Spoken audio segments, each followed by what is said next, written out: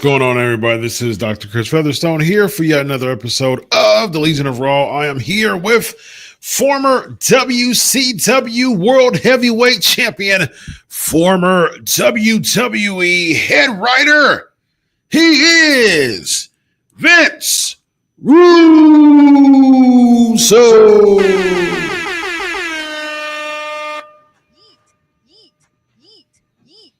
Nice.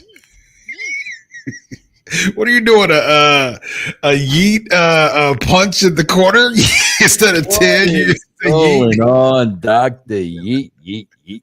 Yes, indeed, man. Vince, how are you today, my brother? I'm doing all right, Doctor. A little tired, long day, but I know every day for you is a long day, so I just got to suck it up, bro.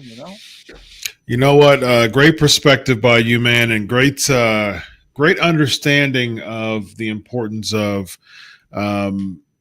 realizing other people's schedules are crazy. I will give you some acknowledgement, though, man. I do understand how crazy your schedule is as well, man. So I definitely, you're always in my prayers, man, as far as getting through, especially getting through wrestling stuff every single day.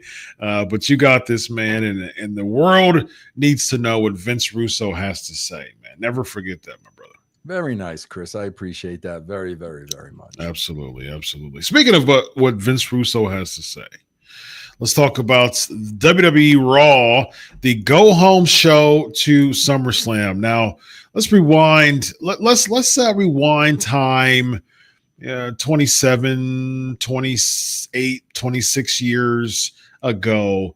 Give us the mindset of the go-home Raw in the world of Vince Russo heading into the second biggest pay-per-view of the year. You know, that's interesting because you hear me say this all the time, man. You want to go into SummerSlam or really any pay-per-view, PPL, whatever. You want to go into it with heat. Yeah. There's only one problem.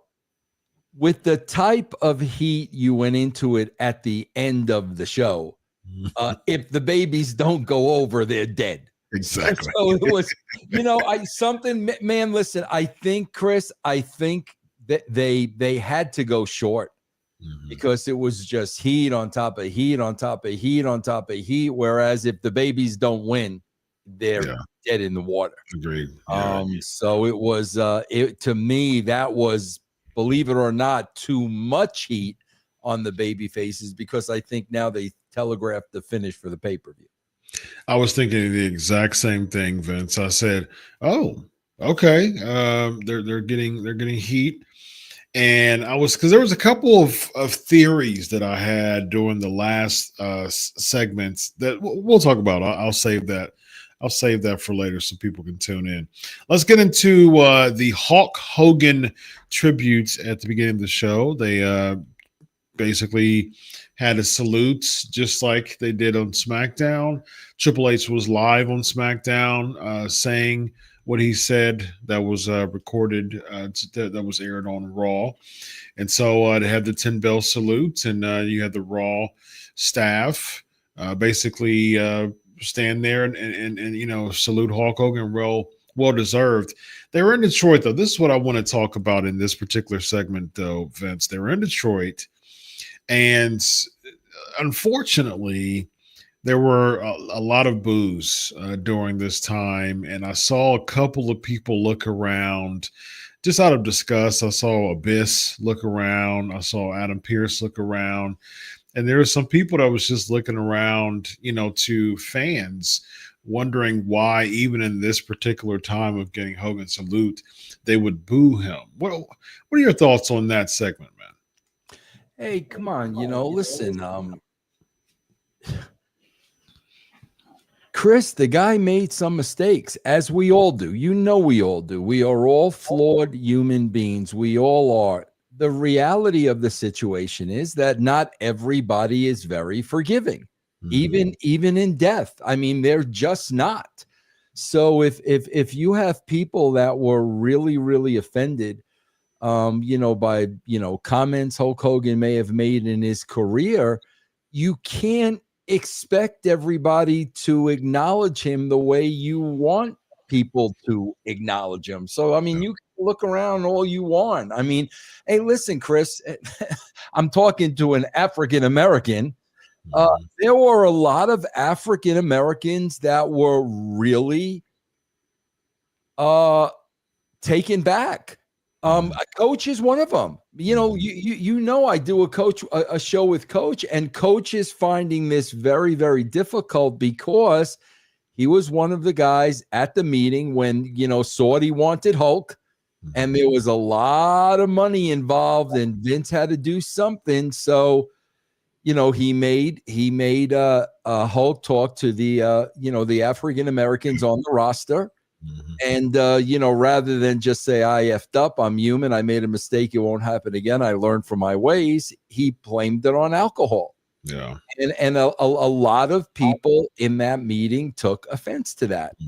And, you can't expect those people to just turn on the dime, because the guy's no longer with us. So, bro, there's going to be people that love him.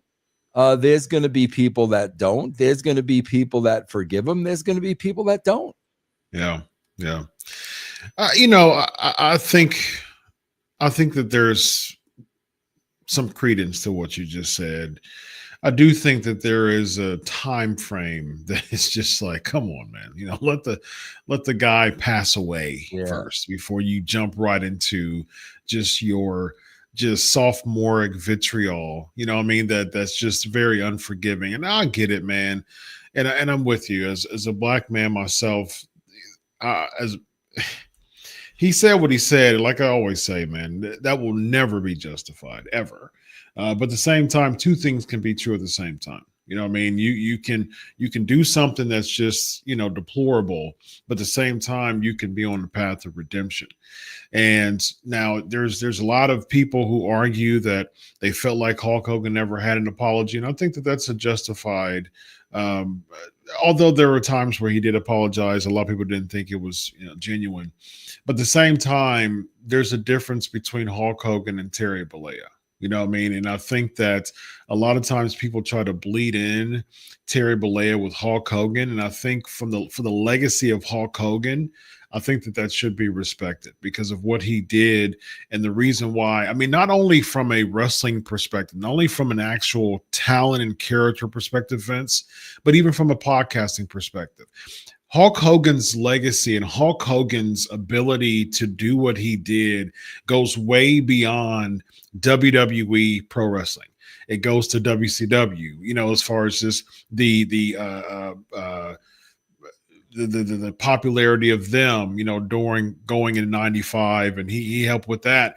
But not only that, though, it transcends to that. It transcends past that. People doing podcasts because of pro wrestling. People making good money because of pro wrestling. People being YouTube, popular because of pro wrestling. So not only did he put money in people's pockets and bank accounts generations above, ahead of him, but he also put money in people's bank accounts, from a journalist perspective, from a podcasting perspective. So that's my take on the Hulk Hogan thing, man. Two things can be right at the same time. He can be just a very, very despicable human being in real life, but he can also, and I don't know that. I can't say that. I don't know. I can't take one, incident and say Hulk Hogan's a despicable human being. He can't do a despicable deed. At the same time, he can be a legend. And I think when you blur the lines together, I think that's where you have the issue with the fans, just reacting without differentiating. And so I think that there's some respect that should be had with that. Yeah, Chris, you got to remember one thing. We're in 2025, man. We are living in a totally, totally different world, man. Yeah. We are, man. And we live in a very sensationalist, very reactionary, very disinhibited society that we have right now. And it's also that's oftentimes filled with people who just want to be a part of a crowd that's very negative. And so because what that does is that massages one's personal insecurity typically. And so, yeah, I think with Hulk Hogan, man, I think this conversation is always going to be controversial. And I think that's merited. That is controversial because of what he did. And so, again, we can't separate that.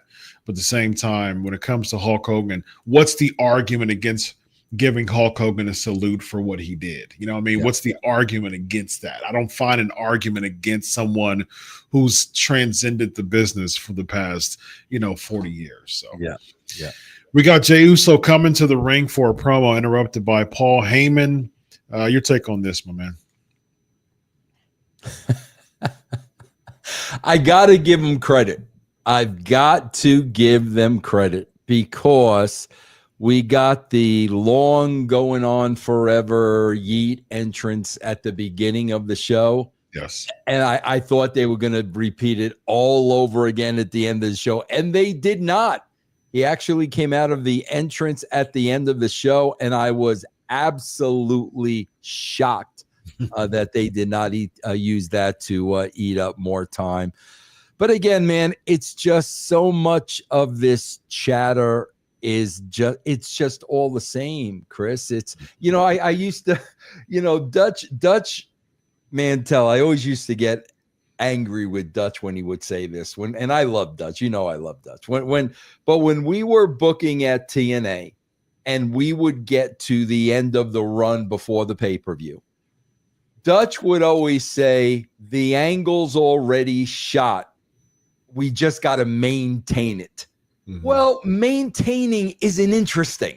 Just that alone sounds boring. The angle's already shot, so now we just got to coast. We got to maintain.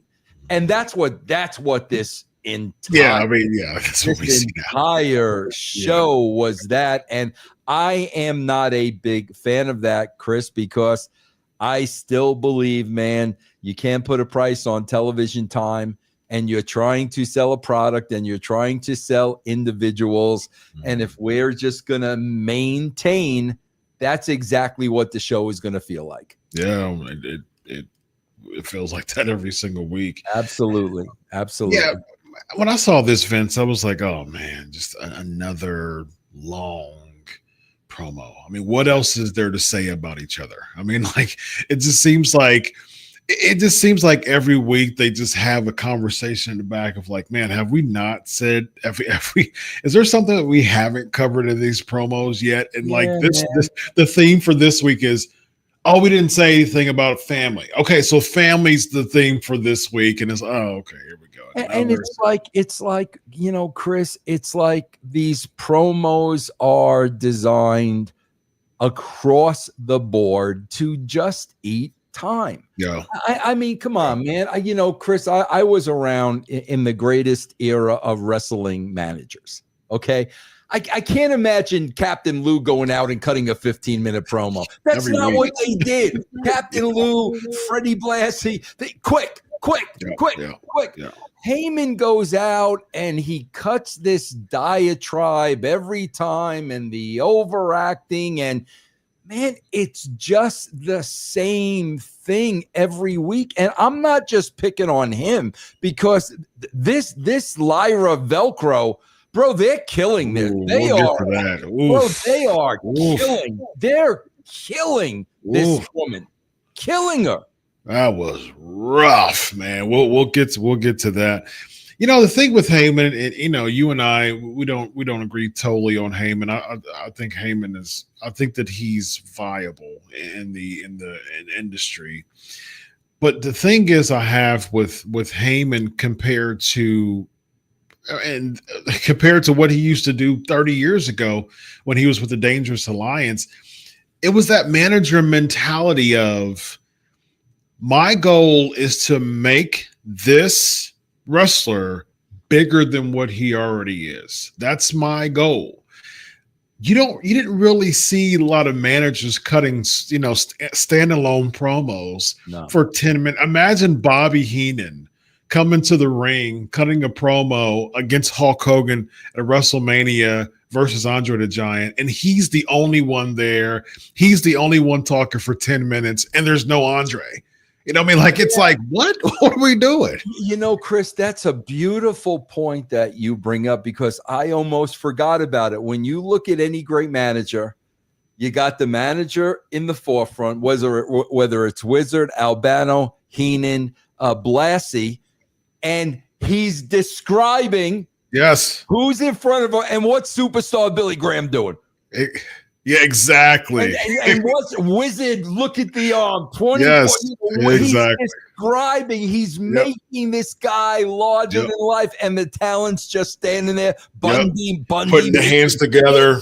Bundy, making the mean faces. But that's what they were doing. They were getting him over. When you look at the premise of this first promo with Heyman and Jey Uso, it's ridiculous on a couple of counts. Number one, he's not putting his team over at all.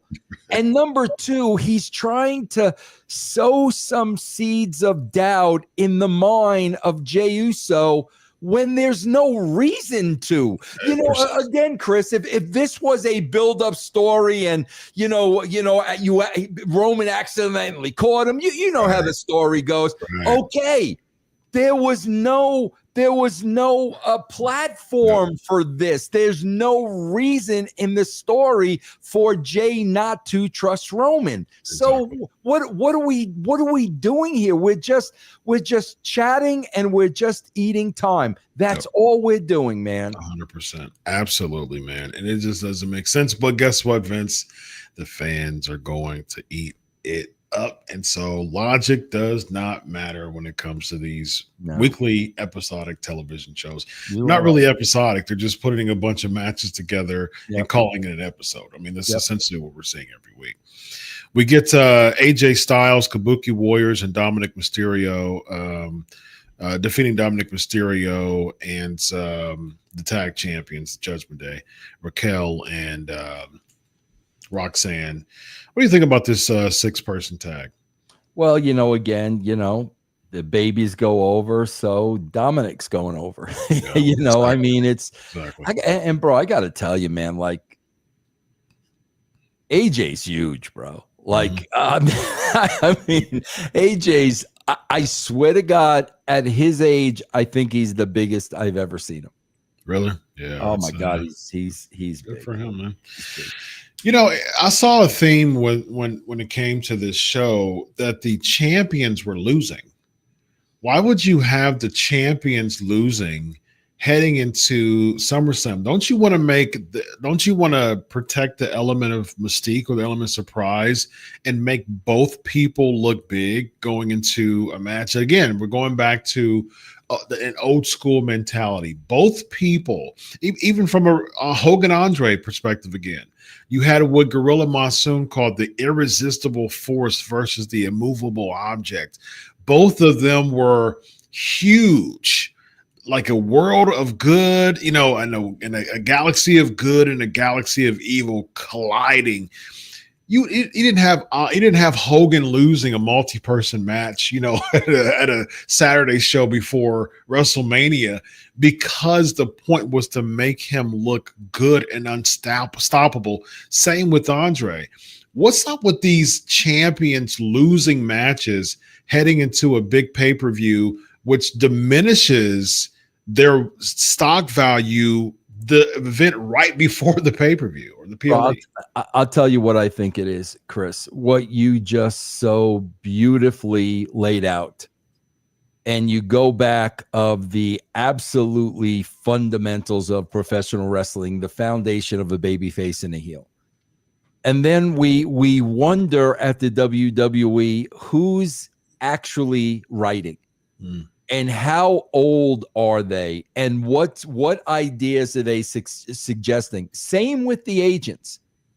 Did the agents see what you just laid out? You and I, man, every time we come on here, we talk about the basic fundamentals of professional wrestling that worked for years and years and years and years. Yep.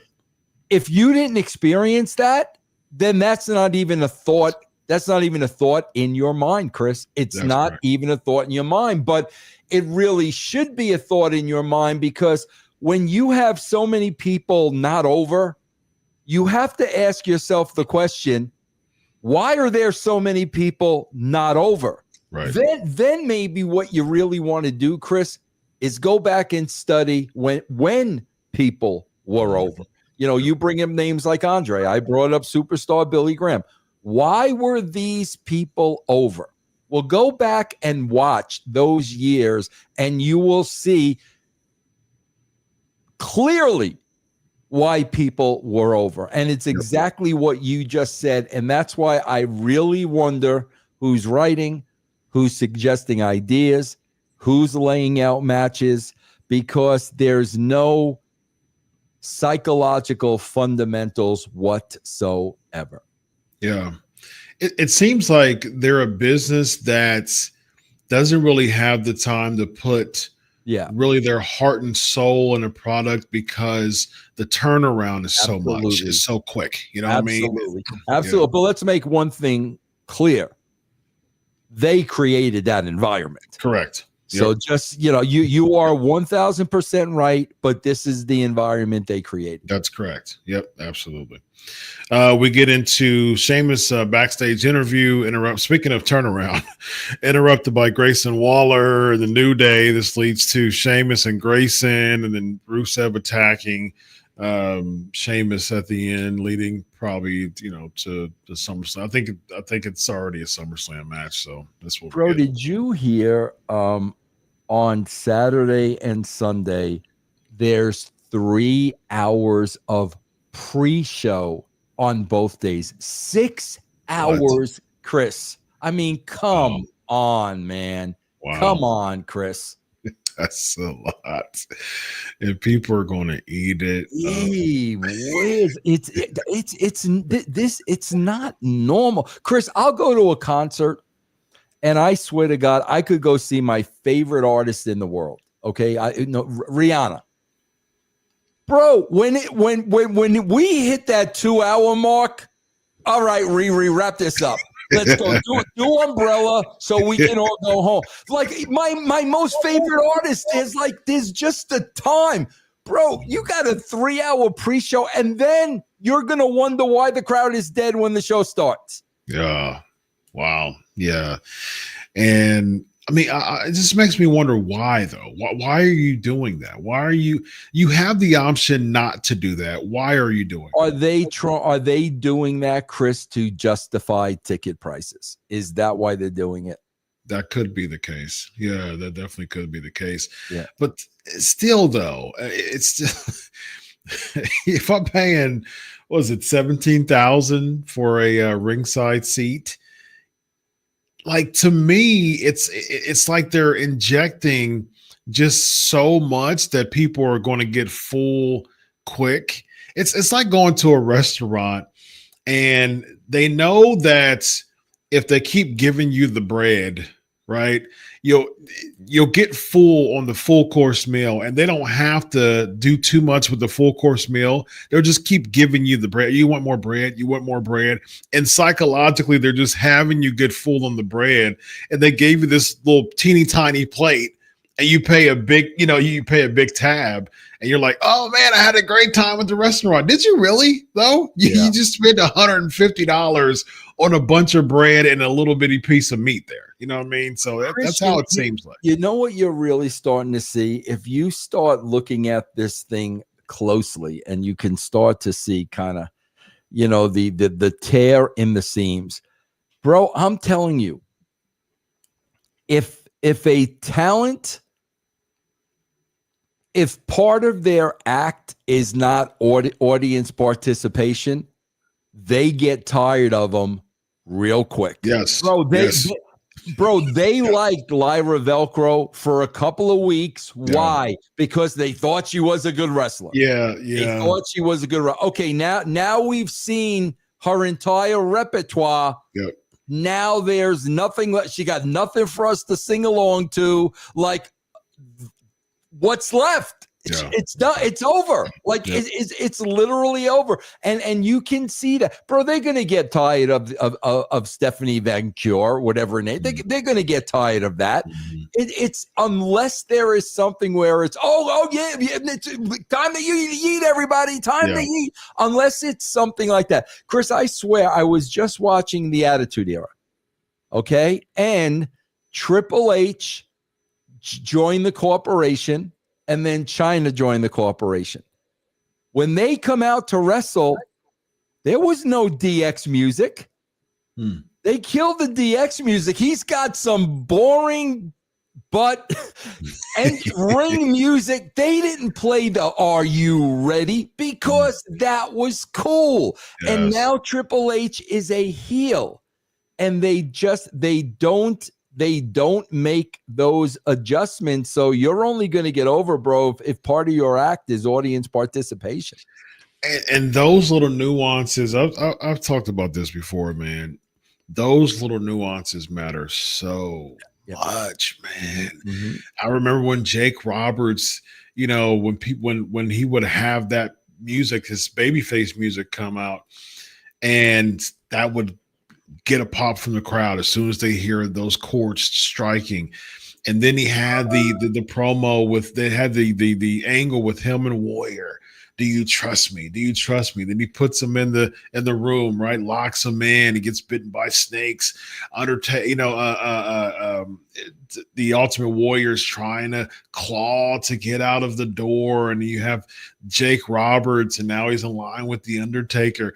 And as soon as that happens, he has a darker feel. He changes his snake from a python to a cobra. He has a "Do you trust me?" He healed, more dark, menacing theme song. All of those nuances make so much in building a character. Bro, I swear to God, I was just watching this, and Chris, I did not write this. I wouldn't have even known where to begin, but I'm watching, we're in the meat of the ministry.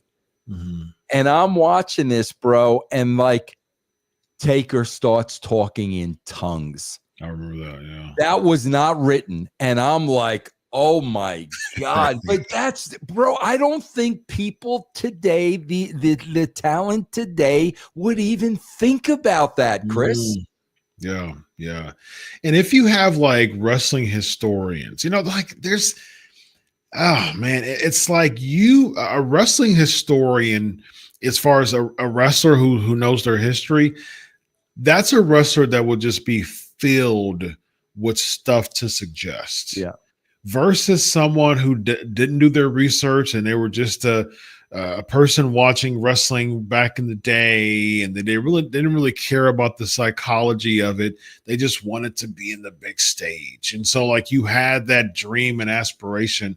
And so a lot of the wrestlers that we see now, Vince, is like, I made it. That is an I made it mentality. And it's like, we all love Dutch, but the maintenance shouldn't be with the angle.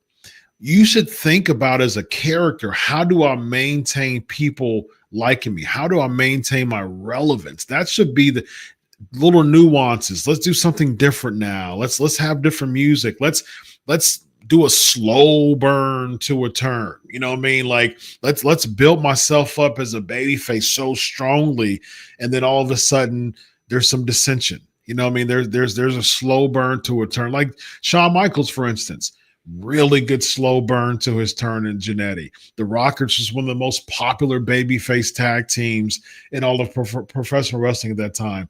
There was some dissension with them losing the match, and there was a couple, they had a little falling out, and they got back together. And then of course they had the barbershop, segment where Shawn Michaels raises the hand of Jannetty, and they're making amends, and all of a sudden, wham, super kick. And then he gets tossed into the glass. And to me, it's like, now the super kick makes sense, because the super kick was the one move that basically put the death knell in the Rockers as a tag team. So now him doing that as a finisher makes sense, because that's how he said, goodbye to Marty Jannetty. But these these daggone finishers and why, what's the story behind them? It's just like, what are we doing besides popping the crowd? Where's the nuances at, man? I don't see them. We traded in the story and the character for the match. Chris, let's think about this logically. Let's take this. Let's look at it this way. At the end of SmackDown, Aldis comes out, and I think there's going to be, bro, I think it's like a 6-team TLC or something like that, okay? And, bro, when he's announcing this, I swear to God, here's where my mind goes immediately. You got 6 teams in a table, ladders, and chairs. Here's where my mind goes immediately. And how many guys are going to get hurt in that match? Oof. And Chris, here's the thing. Think about this for a second. Think about every single move spot those guys have to memorize in that match. Yeah. Bro, that's all they can, that's all that they can put in their brain. Forget about selling character. Forget about any kind of story. We've got to concentrate on 100 spots in this match. And that's where everything else goes out the window because your brain is just on overload. 100%, man. Absolutely. Especially nowadays, Vince, that the attaboy moment is the pop from the crowd versus the attaboy moment being, man, we really added an amazing, bow, put the amazing bow to the story, or we added a really good part of the story that's making people think. That's how it used to be. But now it's just like, let's compete in the match for the biggest pop. And now you have all of these people competing in the match for the biggest pop. And it's going to cause an even elevated level of possible danger with people continuing to compete against each other for the biggest pop of the night, man. It's dangerous. It's very, very dangerous, man. Yep. We have Naomi cutting a backstage interview. I don't have anything on that personally. Yeah. Paul Heyman and Braun Breaker pep talk. Bronson Reed backstage too. He's got a plan. He said, "What do you think about these subtleties of Braun Breaker starting to say that he's the leader? Do you think there's anything to that?" I mean, there could be over time. You know what I mean? There could be over time. I think he's doing a good job. I think they're both doing a good job. But yeah, they could go there over time. Gotcha.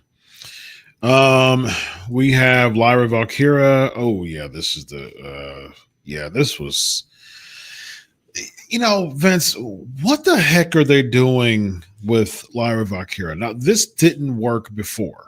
Like, they did this twice before with the Becky segment, and it didn't work. It fell absolutely flat. The fans started to cheer for a couple of weeks. She got a little edge on her, for a couple of weeks that caused the fans to cheer her a bit. But now, I mean, like, from the very beginning, she's talking about her shoes. She's dancing around. The fans are booing her. And Detroit tends to be more of a smart marquee city. So you got to know where you're at, first of all. And you're writing these segments, knowing what city you're in. To me, that is just putting her in the lion's den to be eaten alive. That's what it seemed like to me. Yeah, there's a couple of things about this because I want to point out something too about Becky. First of all, bro, she has zero response. And they are going to keep putting her out there and out there and out there and out there with zero response. Yeah. If I'm writing this show and she's getting zero response, I've got two choices. I have to write something and do something that's guaranteed to give her a response, or I need to pull her off the show. Yep. It's that simple. They're not buying her. Why we're going to keep going to that well. And bro, I got to tell you too with Becky, man, like I'm watching this whole segment. Bro, every time Lyra is lighting Becky up with the kendo stick, she's going like this. Yes, I saw that too. She's just kind of putting her arm up every time. Are you freaking serious? Yes. You're blatantly going like this for her to hit you. That's not what somebody would be doing. If a lunatic comes up to you on the street with a kendo stick, you're not doing this. You're protecting this. Exactly. And I'm watching this and I'm like, this is what drives me crazy when we take for granted, people that can punch are great workers. Becky Lynch is a great worker. That's a great worker. Bro, if somebody's beating you with a baseball bat, you're not doing this. Yeah, exactly. That's what, and bro, it's, you talk about the nuances, Chris. It's that stuff that takes you out of it. Yep, 100%. Yep. I mean, because what you do is you stagger, like you make the shots seem like unexpected, and you're staggering and you're selling, and it seems as if like it seemed like she was trying to set up like a area where it's more meat, perhaps. But why would you even, like, if you're going to take the shots, like take the shot on the shoulder, take a shot on the back. Why are you doing this really lazy, very predictable and telegraphed, open up the side of my, the body so you can hit it? And not only did you do it once, you did it multiple times. Every time, bro. Every time she got hit, she did it, and I'm like, come on, guys! Like, there's nobody that can look at this and see you're not working together. And from a backstage point, Vince, what happens, like, for someone who really wants to work on someone's character and just really filling in the gaps of those nuances? What's a conversation that you would have with like a Becky backstage when she comes back into Gorilla? Bro, when you're a non-worker and you talk to them about their work, and you're just talking to them about their work, not because you know how to work, you're talking from a fan point of view. Like I'm saying, Becky, that doesn't look real. If that were real, you wouldn't be putting up your arms for her to hit you. They take offense to that, bro. Really? Jeff Jarrett, I'll never forget it, Chris. And I'm sure I told you this story, but we were at his house once, and I said something about the work, and I'm like, Jeff, like, it looks phony. Can you guys not hit each other without hurting each other? I mean, you've been doing this for years and years and years. I can't believe that big guys can actually hit each other without hurting each other. Bro, about 2 weeks later, I had a fight around the asylum in Nashville. Bro, Jeff beat the ever-loving crap out of me. And that's why. That is why. But I'm not telling you how to work. No. I'm telling you, as a fan, this is what I'm seeing. So I'm telling you to protect your work, not because I'm telling you, I could do this better than you, but that's the approach they take, bro, if you're not one of them. Yeah, man. I mean, you're the one who's helping with making it look good on television. Exactly, man. Exactly, man. If I'm cutting a promo, I would want somebody to say to me, Vince, nobody would ever say that in real life. Right. I would want somebody to tell me that. Yeah, absolutely. Let's go to the Sami Zayn sit-down interview with Corey Graves, interrupted by Cross and Scarlett. Yeah. Cross is good, man. I mean, Cross is good. And I mean, Sammy wasn't bad in this either. God, bro, you got to do something with Cross at this point. If Sammy beats Cross, don't resign him. There's no point to resign him. I mean, if he doesn't come out of this on top with something, there's no point in resigning the guy. Vince, I mentioned this before, man, and I saw this segment and it made me think even more. I'm like, watch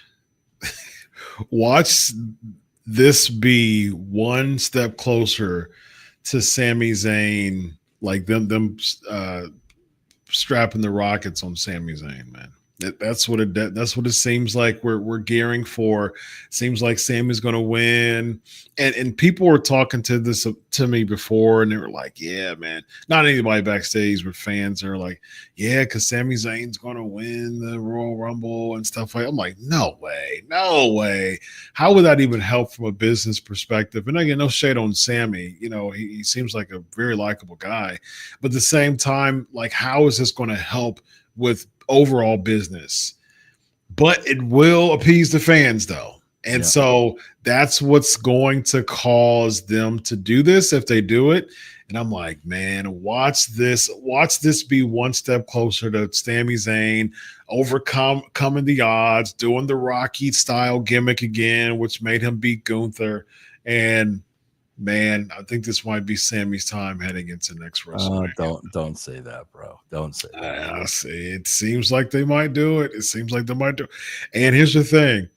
If Gunther retains the title against Punk and keeps the title throughout the year, maybe he'll lose and then regain it, but I don't see that happening because he just won it again.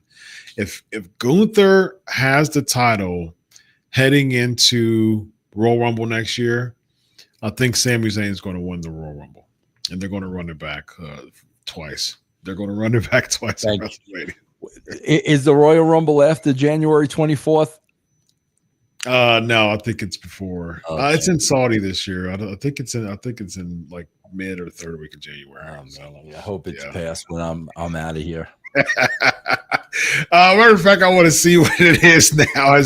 I'll let you talk about the next segment. I'll find out the Bailey gimmick.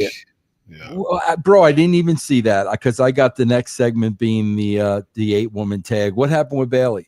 They interviewed her backstage, and she was like, I'm a loss for the first time in my career. She's like, I wasn't on WrestleMania. I'm not on SummerSlam for the first time in my career. I have a loss for words. And that was really it. And she walked away. Yep. That's probably why you didn't see it, because it was so short.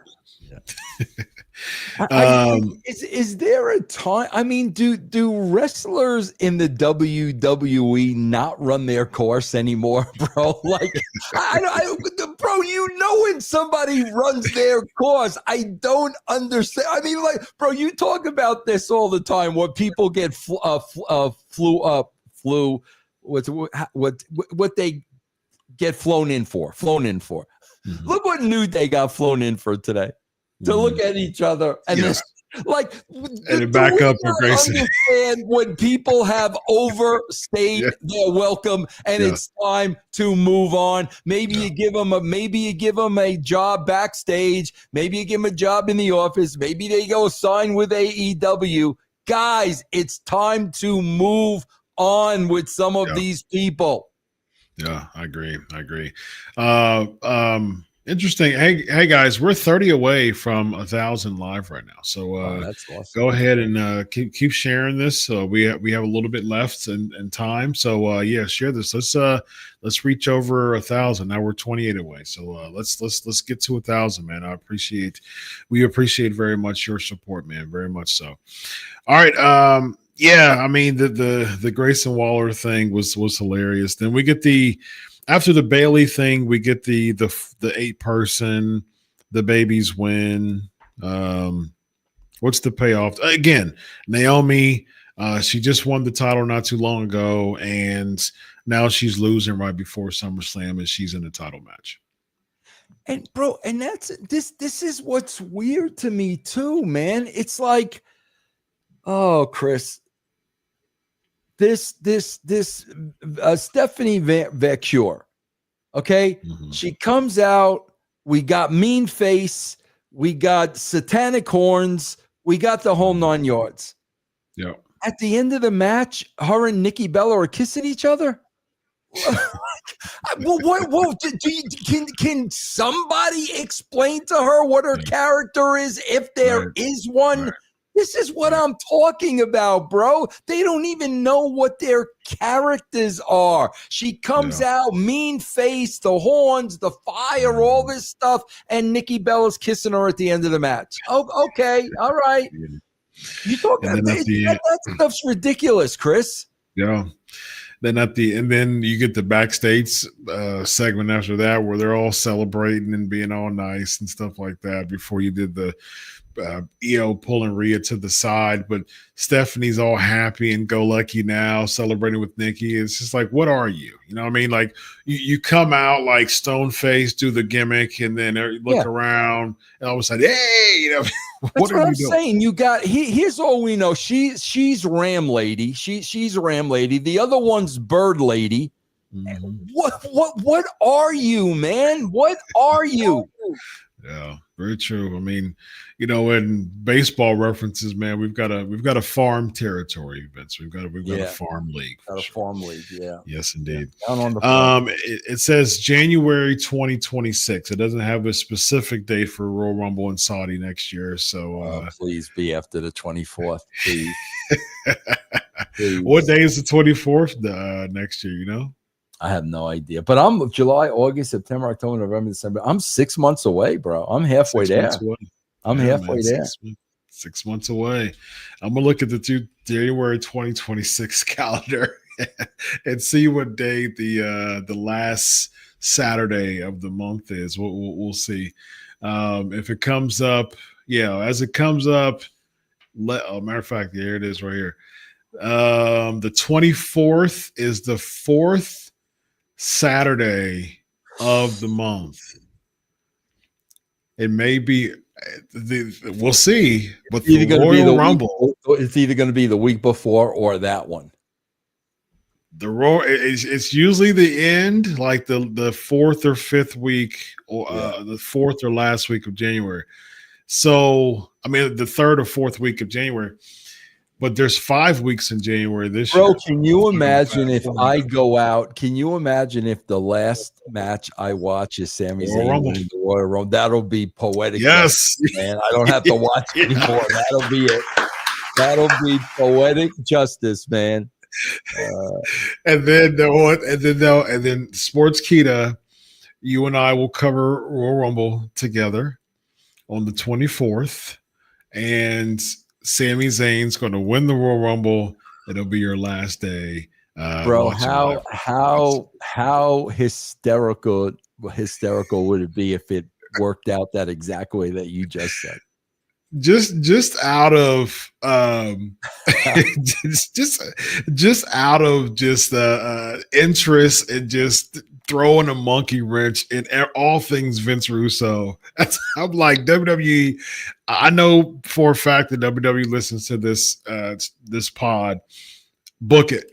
Book Sami Zayn to win the Royal Rumble January 24th, 2026. Bro, I swear to you, when you look back at the day when we had, that's why WWE was called Titan Sports. We had Titans. Bro, I swear to God, when you look back at that time, you know who Sami Zayn was back then? I swear to God, almost exactly to the T. You know who Sami Zayn would have been? Freaking Barry Horowitz. Barry Horowitz is Sami Zayn. I mean, that's who he was, but he was in a land of giants. Yeah, true. You know what I'm saying? Yeah, that's true. That's a good point.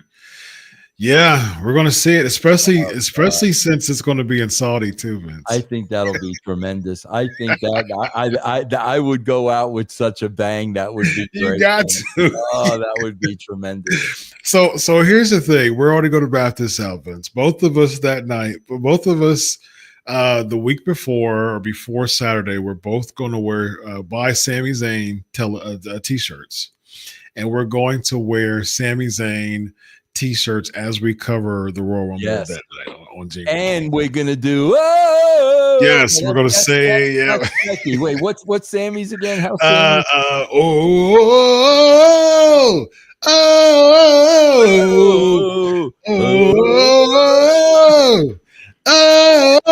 let's go. I'm psyched already, man. Yeah. Yes.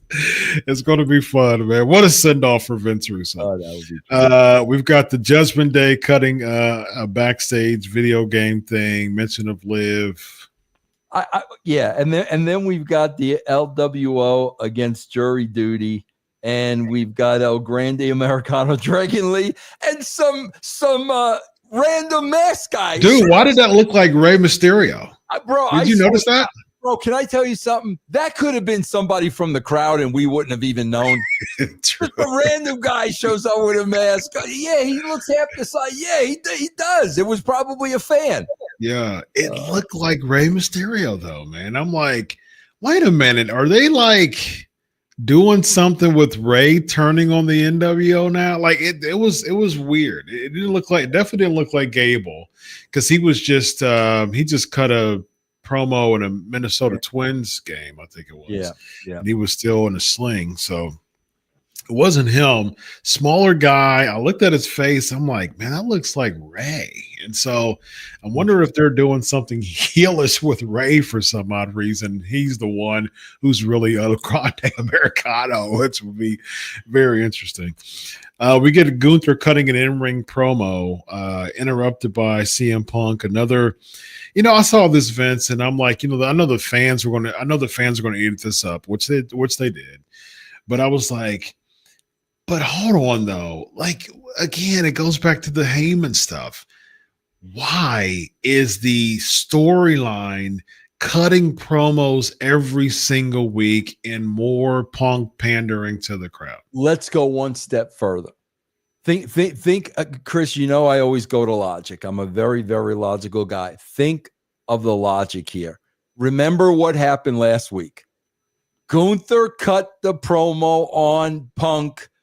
Punk stood there with his hand on his and Gunther did the mic drop. Yep.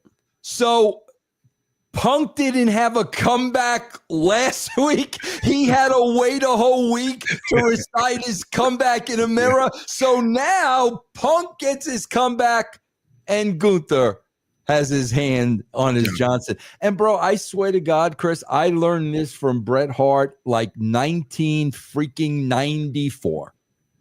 Vince, when I'm not going to go over in a match, I never say I'm going to go over, because I am a babyface. And if I say I'm going to go over and I lose a match, the fans lose faith in me.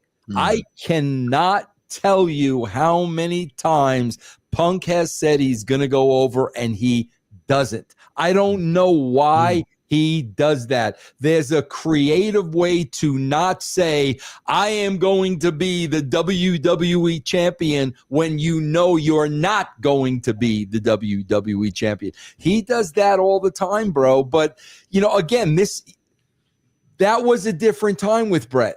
And they would really lose. They would stop getting behind Bret. They would lose confidence and faith in Bret. Today, they don't care. Hit the music and we're going to sing with CM Punk, whether he goes over or not. Yeah. It reminds me of the Goldilocks effect. You know what I mean? And it's like, there's not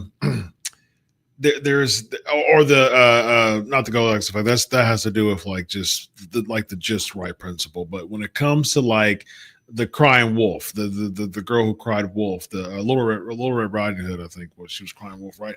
And so it's like you keep having these fake or these false flags when it comes to saying something, and eventually no one believes you anymore, and then you just get eaten up by the wolf, that's what it feels like when it comes to CM Punk.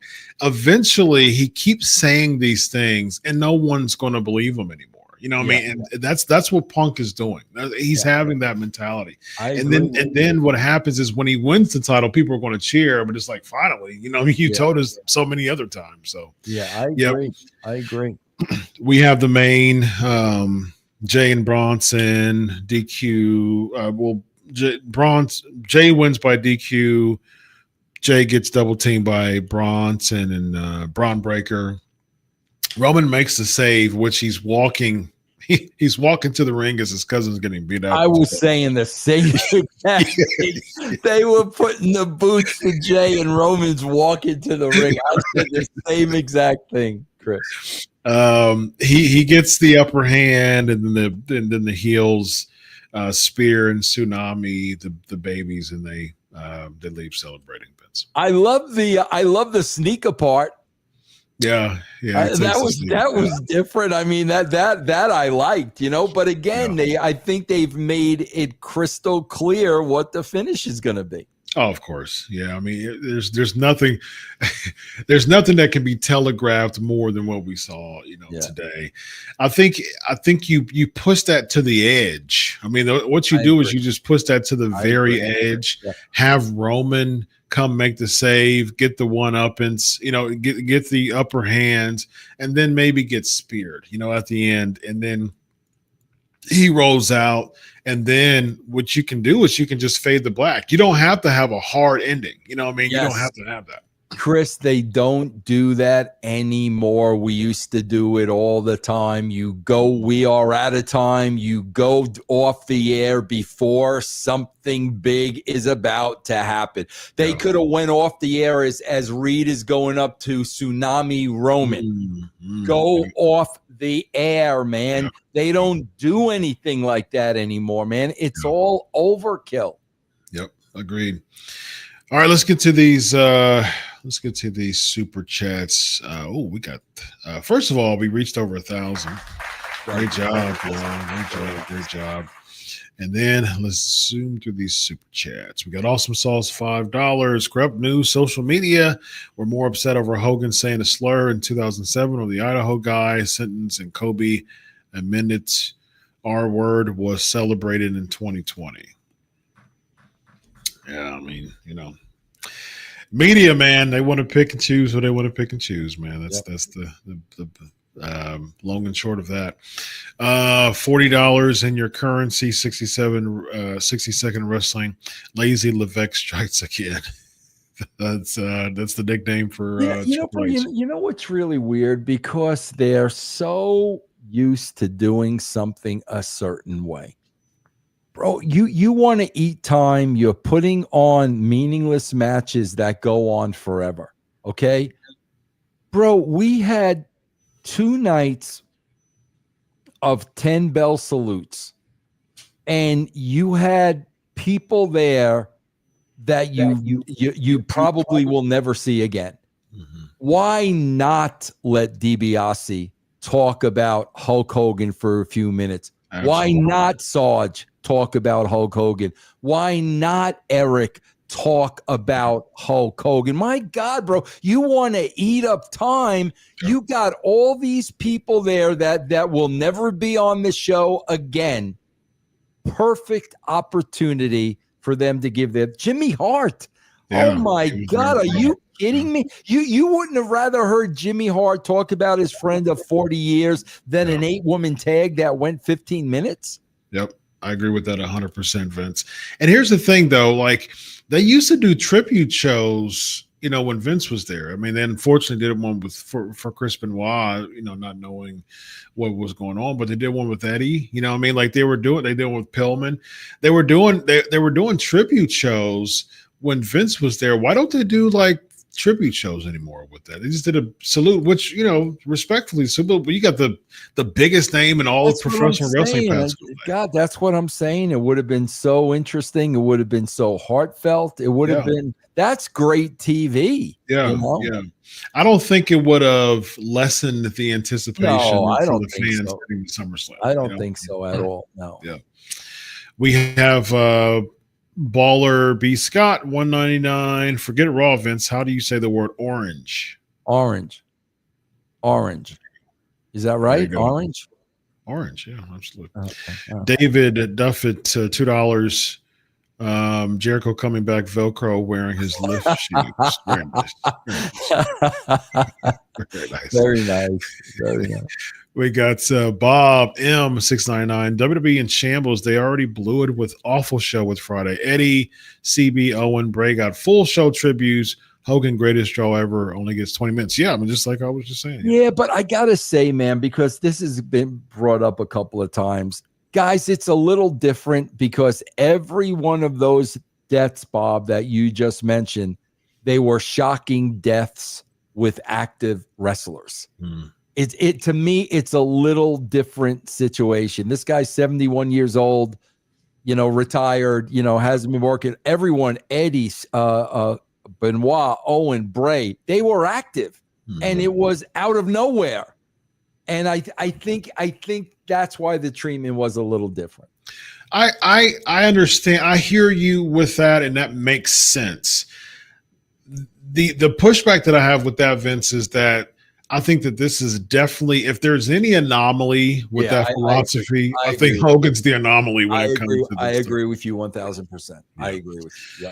Yep. Traffic Jam, $2. Triple H is putting himself over again. Unreal. What do you think about the trailer about the Cena turn, the calls and all that stuff? I'm sure we'll have conversations about that. Yeah, I do want to say, because you got to understand, man, I worked with Jeff Jarrett when he ran TNA. Mm-hmm. This is wrestler mentality, guys. Mm-hmm. They're always one of the boys. They're always going to put themselves in the forefront. They're always going to put themselves over. Wait till you guys see Unreal. I'm telling you guys, because Unreal is going to be the Triple H show. They are going to be following Triple H around in the back from the beginning of that show to the end. That's exactly what it's going to be. What's the benefit of that, though? I don't know, bro. I don't get it. I mean, it just takes the element of mystique. I mean, it'll be interesting to watch, as far as just what, like I said before, especially the premiere episode, like what are you trying to get at? I mean, that I think that's, critics like you and I about this concept, and there's been a lot of even hardcore fans have criticized this concept.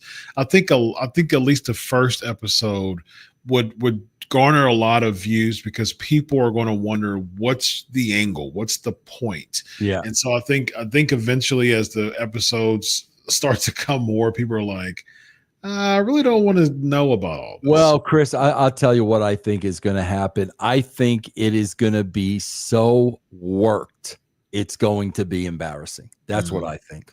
We saw that with the trailer last week. That exactly, bro. Like, you really expect anybody to believe that? You're going to randomly throw a dude out there, and then when he almost gets killed from Braun Breaker, he's not going to sue the company, TKO, Ari Emanuel. Yeah, Austin. Okay, yeah. all right. Yeah, ridiculous. Sure.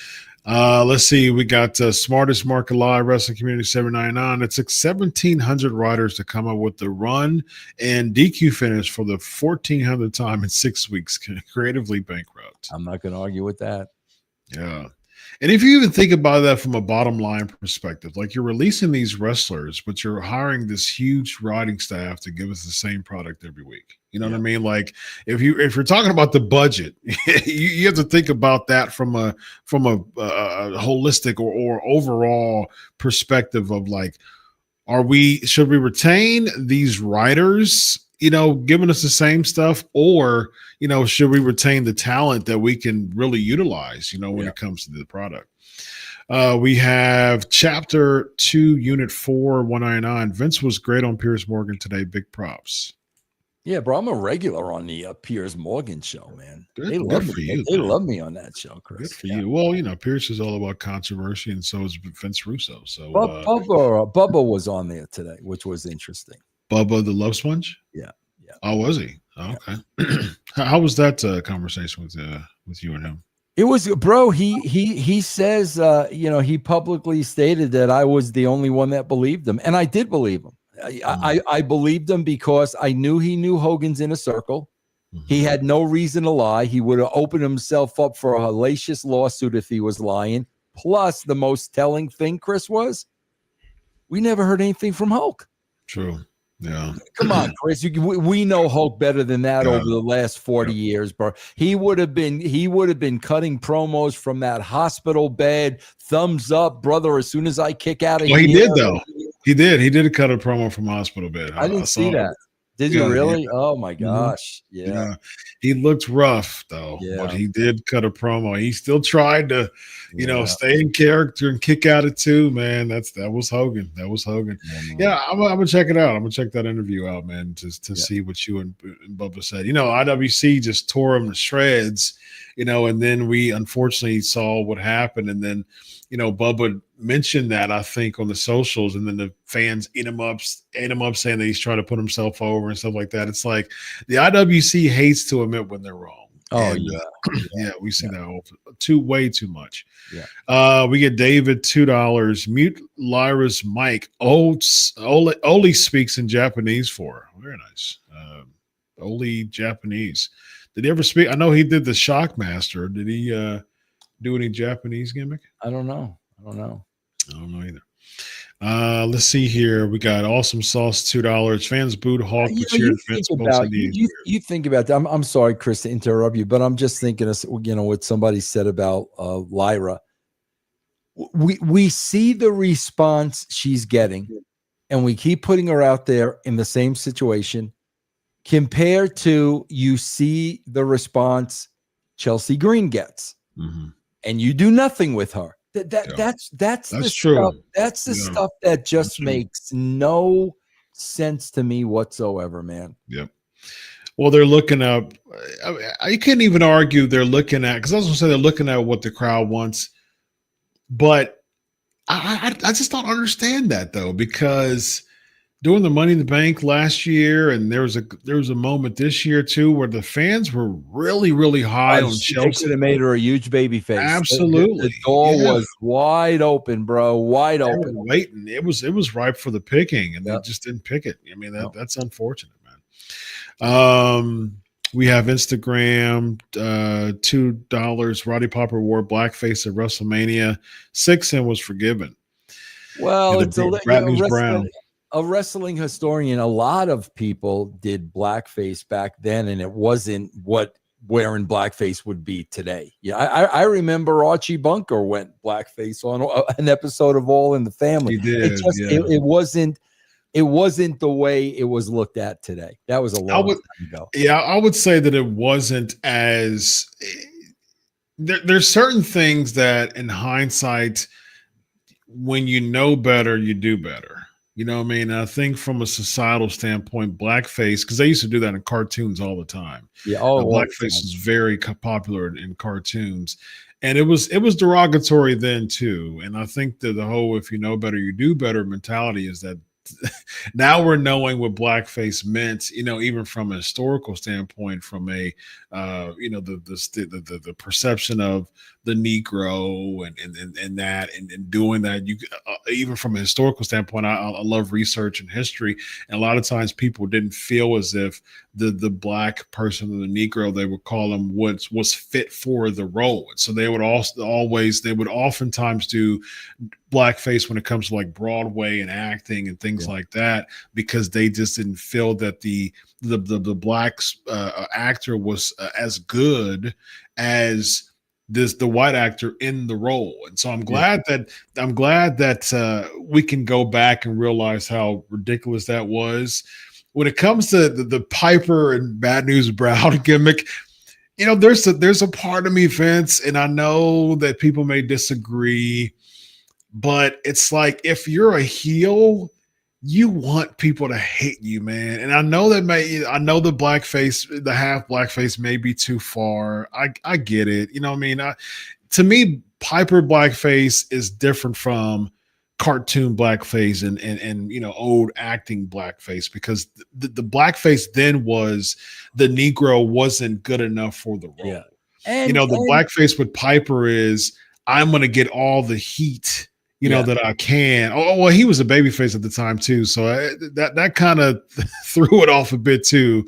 But they both were trying to get at each other really, really bad. But his reputation too, Piper's reputation too, was, I'm crazy and I'll do everything. That's true. Yeah, I mean, that's who Piper was. Yeah, he's willing to get to the depths of getting in, like if I'm not going to get to you psychologically because you're a bully, Bad News Brown was the bully of the block, and Piper's trying the best to psychologically bring him down in order for him to be more vulnerable in their match. And what he did was he did the half blackface, you know what I mean, to do that.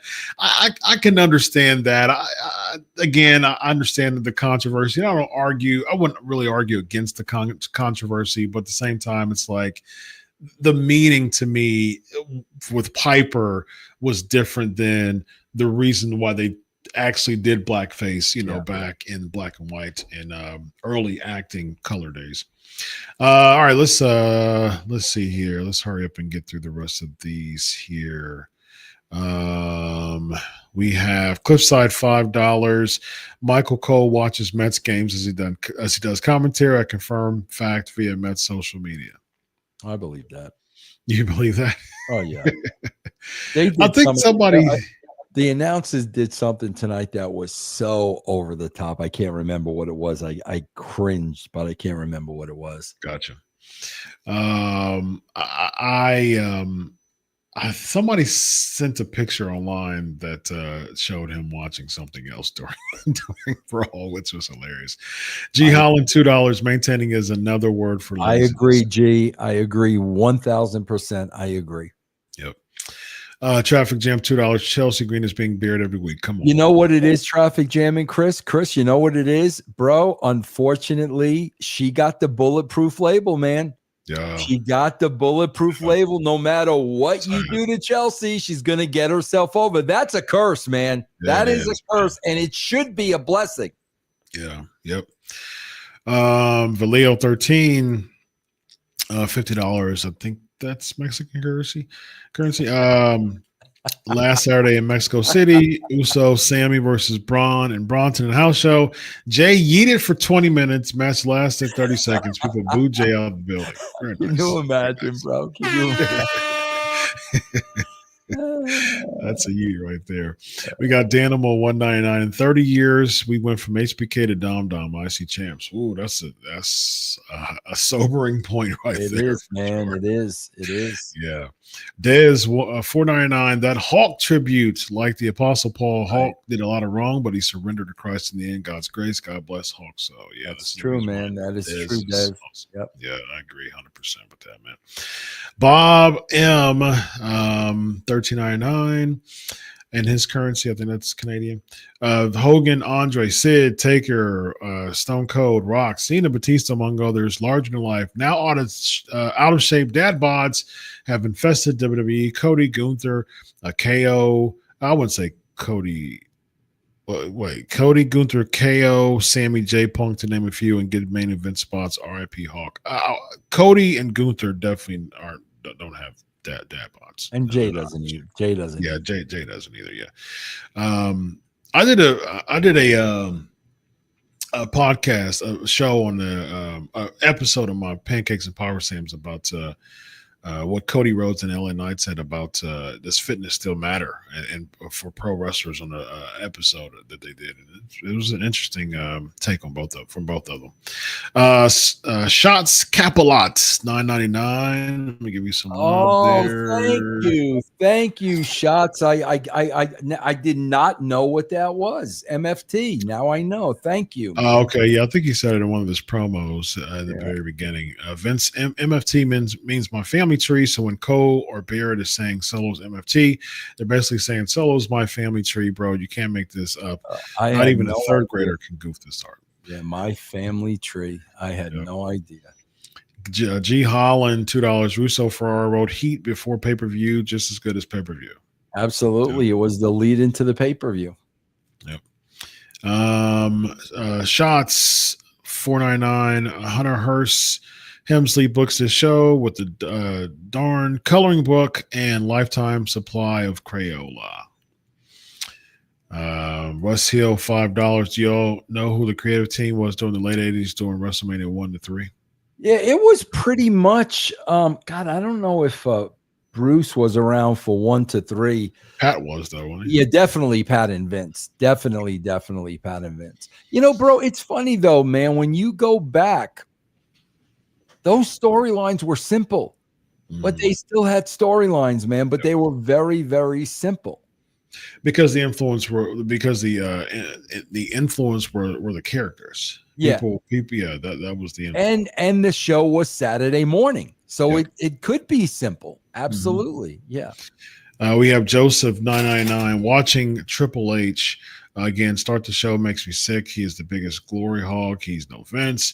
Even Bischoff would have been better tonight. Triple H is obsessed with himself. He sucks. That's not a bad idea, Joseph. Give Bischoff Triple H's part tonight. I mean, that would have been nice. Yep, I agree. Chalk for Jam, $2. Today's promos are becoming High School Musical. Yeah, that's a good point, especially with the singing fans too. Daz 499 Triple H. Why put forth better booking when they spend $30,000 for tickets? Same show as last week. It's like taking a day off without needing to take PTO. Well said. Taking a day off without PTO. You get a paid day off right now. Traffic Jam, $2. Karrion Kross is gold in WWE. They will screw him. They have a way of bringing people down. The Ryback effect, man. Especially people who have their own gimmick. So. Yep. Gar 1999, thank you, man. Checked out WWE again after Hulk's passing. Haven't watched since the pandemic. Still no real attractions, and the storylines make no sense. Feels like there's nothing left to care about. First of all, you taking a 5-year hiatus from pro wrestling and coming to our show and paying $19.99. That's awesome. Is worth an applause, ladies and gentlemen. Actually paying $40. Vince, you saw we saw you on Piers Morgan. Well done. You came across very professional and composed. Great to see you represent the business with class, especially after Hulk Hogan's passing. Be well, Dr. Chris and Vince. You too. You too. Thank you, nice scar. Thank you. Absolutely. Let's see here. Star Tracker Tracks 799 lifelong fan of wrestling. Sucked for 25 years. They're still following the same boring formula, but now the wrestlers look like the crowd. I swear to God, bro, all you guys are saying in this room tonight, I swear to God, I would love Triple H to be seeing all of these. I would love to hear what his response would be. I really would. His response be, "You're not our fans, and we don't want you to watch." I just wonder, because they're all saying the same thing, Chris. We're all saying the same thing. I would love to know what his response would be. Yeah. Yep. The Trav Dessel $2. Fencing's easy lover, more greater than 6 hours SummerSlam pre-show. Easy, bro. Easy lover. There you go. Very nice. You won't believe it. She's like new.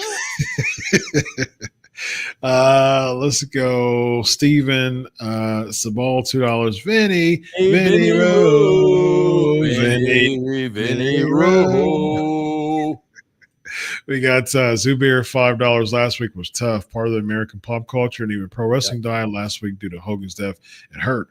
But I got to meet him last year. Yeah, I'm glad that you got to meet him last year too, Zubair.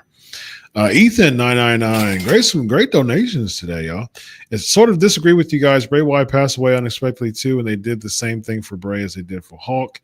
A 10-bell salute in a video package, nothing more. I just think it's the way they do it now. They didn't do a tribute show for Bray. Bray didn't pass away. He didn't pass. No, he didn't pass away during COVID, because some people think he was in the condition he was in because of COVID. Yeah, because of COVID. Yeah. Bray passed 23, right? I think so. 2 years ago. Yeah. Man, I heard some inside information today, Chris. Mm-hmm. They are so down on the Wyatt Six that they are going to disband them. That's what I heard. That's what I heard today. Yes. Wow. There you go. There's a scoop from Vince Russo, ladies and gentlemen. Match Mania, $5. To quote the modern wrestling fans, if I may, the Kabuki Warriors are a modern version of the NWO, only better. I hope nobody said that. I hope Match Mania is making that up. He probably is, but it's not far-fetched, though. Not far-fetched. $5 Match Mania. Roman Reigns couldn't be bothered with standing there for the Hulk Hogan tribute, huh? There are pictures of Hulk Hulk Hogan him as a baby. I didn't. Interesting. Did you Well, see him? to his defense, matchmaker, honestly, knowing them, they didn't want to kill Roman's pop. So I don't think that would have been Roman's decision to not go out, to be honest. I think you can do two things at once. I think you can protect them by having them way in the back, just out of respect. And then I think the fans still would have popped the Roman Reigns. I think so too. You know what I mean? I think so too. Yeah. I think so. We got Zubair, $10. Thoughts on SmackDown Hogan tribute show. While I loved the first 10 minutes, they should have done more. Felt lazy, should have done more effort to honor Hogan and lack star power like Cena and Reigns to honor Hogan. Yeah. I'm just going to say this, Zubair. They didn't have a lot of time because did Hogan pass away on Thursday, Chris? Mm-hmm. Yeah, they did not. They really didn't have the time. I mean, I got to give them the benefit of the doubt on that. All right. RRT 2001, $1. Thanks so much for your donation there. Zubair, $5. Disrespect to Hogan from the modern young wrestlers is ridiculous. Literally, they would do leg drops when they say F Hogan, seeing it in wrestling training. Really? Yeah, because Zubair he's training to become a pro wrestler right now. Yeah, I mean, Zubair, Hogan said this is before the N-word incident and all that. Bro, he used to go to WWE and be backstage and stuff, and like nobody would even talk to him. And he was like in shock that nobody tried to pick his brain or, I mean, he went on the record of saying that. I remember when that happened. Wow. Matchmania, $2. Heyman couldn't even send a tweet for Hulk. Sad. Zubair, $5. Wish I asked sooner before he passed, but do y'all think the lies of Hogan may be an undiagnosed memory issue that makes him believe things he says? That's for you, Chris. People can tend to create those types of depictions of themselves for sure. I mean, like I said, like I talked about Carl Jung and the archetypes and things like that, and creating different personas about yourself and having experienced different personas. And so a lot of times when people have a type of perception of themselves, they can tend to just kind of go, and then you have confirmation bias that comes in that too with giving. And then the thing is, as far as just like memory retention, and then you create so many Mandela effects in your head that you start to believe them for yourself. You know what I mean? Even with your own stories, when you start to work your own self, and to believe in those things, I definitely think it's a lot of those components when it comes to that, the Lies of Hogan series. Jeremy, hey, thank you so much for becoming a new member. And then finally we have Shotza once again, 199. Triple H's response, he would piss off like before WrestleMania. Yeah, he's talking about if he read these comments on this show. Oh, got you. Okay, got you. Thanks so much, y'all, for all the wonderful donations, man. Thank you, guys. Great night. Thank you for your participation. Very much so. Vince Russo, let them know where to find you, my brother. Guys, go grab your free week of Russo's brand, patreon.com/Russo TWC. If you like it, you could sign up for $3 a month. That's where we start. Nice. I want to recap CNN heated discussion about the legacy of Hulk Hogan that just came. I'm going to talk about that in my psychology class on Pancakes and Power Slams tomorrow. I'm going to do a reaction to it, and join me live for it. And so, of course, before then, we've got me, we've got Bill Apter, we've got Dutch Mantel on the WrestleBins page live doing unscripted, and it's been fun. Vince did a surprise appearance for us last week, and yeah, man, but it's the 3-man team now with me, Bill Apter, and Dutch Mantel. We have a lot of fun. This guy right here is Vince Russo. I am Dr. Chris. This is the Legion of Raw. Have a good night, everybody. So long. Oh my God.